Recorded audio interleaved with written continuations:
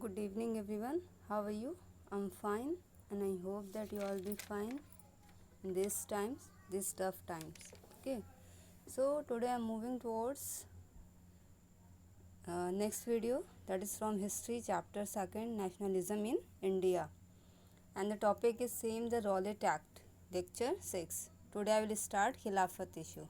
Okay, so you know very well about Rowlatt Act and Jallianwala Bagh massacre. So in previous videos I told you about Rowlatt Act and Jallianwala Bagh massacre. So what was Rowlatt Act?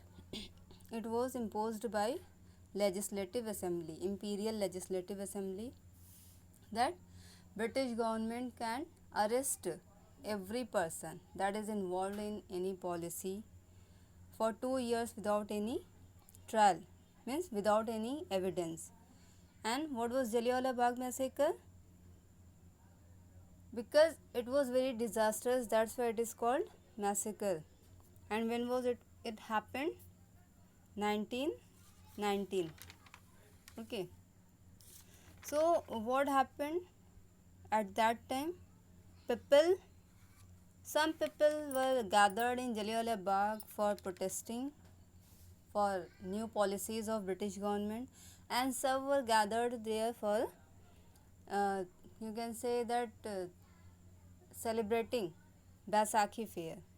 But General Dyer, who came or entered in that area, and he started open fire. Sorry.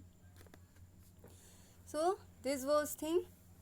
So these violent things, to saw these violent things, Mahatma Gandhi called off the Rowlatt Satyagraha.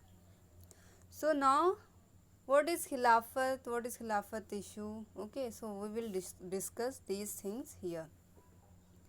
First of all, you can see here that without bringing Hindus and Muslims together, no such movement could be organized.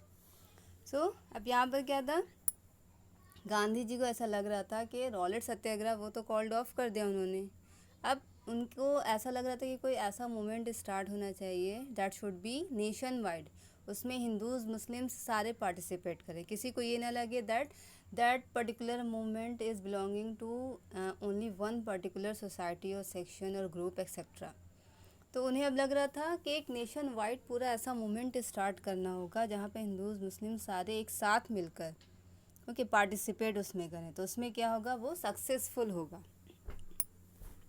अब यहाँ पर गांधी जी को एक यहाँ पर issue देखा, that was Khilafat issue.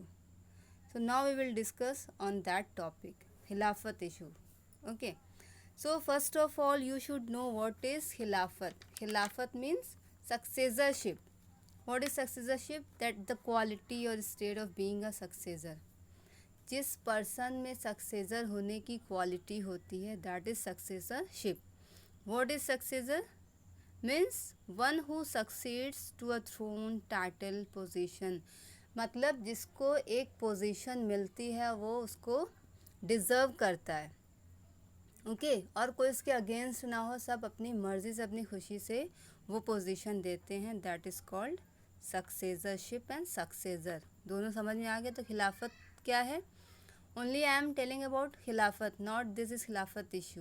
Okay, Khilafat successorship, quality जिस person में होती, जिस सक्सेसर में होती. सक्सेसर क्या है? पर्सन. ओके, तो अब यहाँ पर हम लोग बात किसकी कर रहे हैं? खिलाफत issue. You should know that this is Urdu word. तो अब यहाँ पर जो खिलाफत इशू, जो खिलाफत मूवमेंट जो स्टार्ट होता है, खिलाफत इशू बोलिए, खिलाफत मूवमेंट बोलिए, इट डजेंट मैटर. तो सबसे पहले ये क्या था वहाँ पर? Ottoman empire. जैसे मैंने फर्स्ट वर्ल्ड वॉर के टाइम में बताया था, जो बाल्कन्स में पूरा स्टार्ट हुआ था, एक रिसेंट जो कॉज था फर्स्ट वर्ल्ड वॉर का, वो बाल्कन्स था. फर्स्ट चैप्टर का आप लोगों को याद होगा, तो अगर नहीं याद होगा तो जाकर फिर से रिवाइज करिए, वो वीडियो देखिए. अब यहाँ पर अभी थोड़ा हम लोग डाइवर्ट होते हैं. फर्स्ट वर्ल्ड वॉर स्टार्ट कर लेते, फिर उसके बाद में खिलाफत मूवमेंट आप लोगों को बताती हूँ, खिलाफत मूवमेंट या खिलाफत इशू. तो यहाँ पे ब्रिटिश गवर्नमेंट जो थी उसने क्या किया, that decided to attack Turkey. Why? आपको पता है ऑटोमन टर्की जो था वो भी इन्वॉल्व था फर्स्ट वर्ल्ड वॉर में। और ऑटोमन टर्की जो था, दो ग्रुप थे ना, सेंट्रल एंड एलिड। तो सेंट्रल में कौन था? टर्की था, और एलिड में कौन था? ब्रिटेन था। मैंने सारे का नेम नहीं बताया, सिर्फ जो अभी बात जिसकी हो रही है उसी का, क्योंकि आप लोगों को सारा पता है। टर्की, सेंट्रल में एक और था जर्मनी, और टर्की ने क्या किया? That help to Germany in first world war. So that's why British government decided to attack on Turkey. अब यहाँ पर क्या हुआ? जो फर्स्ट वर्ल्ड वॉर डिफीट हुआ या एंड जो हुआ, उसमें ऑटोमन टर्की जो था उसकी डिफीट हुई। अब ये ऑटोमन टर्की क्या है? ऑटोमन टर्की भी मैं बता चुकी हूँ, फिर से मैं बता रही हूँ। That is also known as Turkish empire, है ना। मीन्स अ टर्किश सल्तनत of south western Asia, north eastern Africa and south eastern Europe. ये पूरा मिलाकर आप टर्किश एम्पायर बोल सकते हैं। इसे टर्किश भी क्यों बोला जा रहा है? Because it was created by the Ottoman Turks और Turks, whatever you want to say. Turks बोलिए, ज़्यादा बेटर होगा। इन विच सेंचुरी? 13th सेंचुरी में इसको क्रिएट किया गया, और लास्ट एंड इसका कब हुआ? फर्स्ट वर्ल्ड वॉर तक, क्योंकि फर्स्ट वर्ल्ड वॉर में टर्की जो था वो डिफीट हो गया था। और आप लोगों को पता है उस टाइम इम्पीरियलिज्म भी चल रहा था। ब्रिटेन, है ना, बहुत सारे जो आप क्या, ब्रिटेन, रशिया, जितने भी सुपर पावर्स थे, वो अदर जो रीजन्स थे, जो प्लेसेस थे, वहाँ पर अपना कंट्रोल करना चाहते थे, अपना इम्पीरियलिज्म इंक्रीज कर रहे थे। तो इससे क्या हुआ? ब्रिटेन जो किस में था? एलिड में था, और एलिड आप लोग जानते हैं कि वो विनर था फर्स्ट वर्ल्ड वॉर में। अब यहाँ पर ये तो हो गया टर्की समझ गए। अब टर्की में कौन था? जब फर्स्ट वर्ल्ड वॉर एंड हुआ, टर्की जो था या फिर आप कह सकते हैं ऑटोमन एम्पायर जो था, वो क्या हुआ? डिफीट हो गया।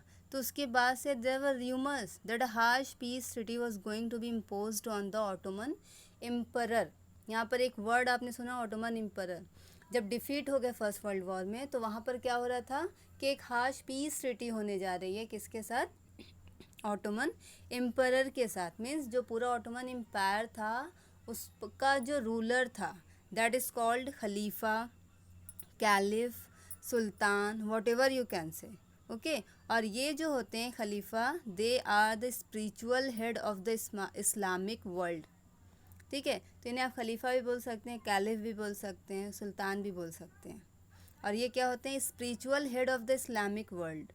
स्पिरिचुअल मीन्स उनके पास जो पावर है वो डायरेक्ट ऊपर से आया है ना, जो सुपर नेचुरल पावर होता है उस वहाँ से आया है, और कोई इनके अगेंस्ट नहीं जा सकता। पूरा पावर इनके पास है। ये क्या करने के लिए आए? रिफॉर्मेशन, लोगों को मॉरल ट्रेनिंग के देने के लिए आए हैं। अब यहाँ पर जितने भी ये पूरा जो ऑटोमन एम्पायर था, दैट वाज मुस्लिम एम्पायर, है ना। तो अब जितने मुस्लिम्स थे, they started to defend the caliph's temporal power, है ना। टेम्पोरल पावर जो नेचुरल पावर जो उसके पास होता है। अब इन लोगों ने क्यों किया कि उसका जो टेम्पोरल पावर है उसको डिफेंड करना है, उसको सेव करना है, सिक्योर करना है। क्योंकि अभी जैसे बताए हार्श ट्रीटी होने जा रही थी, तो उससे क्या होता है, जो कैलिफ था उसका सारा पावर किसके पास चला जाता? ब्रिटेन के पास, क्योंकि वो वहाँ पर अपना कंट्रोल कर लेता। क्योंकि जो डिफीट होता है उसको जो अपनी पोजीशन होती है उससे क्या होना पड़ता है? अलग होना पड़ता है, सेपरेट होना पड़ता है। अब इसके लिए एक कमिटी वहाँ पर इस्टेब्लिश की गई इंडिया में, बट इसमें जो मुस्लिम लीडर्स थे, आप देख सकते हैं यहाँ पर ब्रदर्स मोहम्मद अली एंड शौकत अली। शौकत अली में भी आपको क्लियरली समझ में नहीं आता होगा, तो मैं यहाँ पर लिख देती हूँ। ऐसे तो और ही नहीं समझ में आता होगा, छोड़िए। शौकत अली थोड़ा मैं बड़ा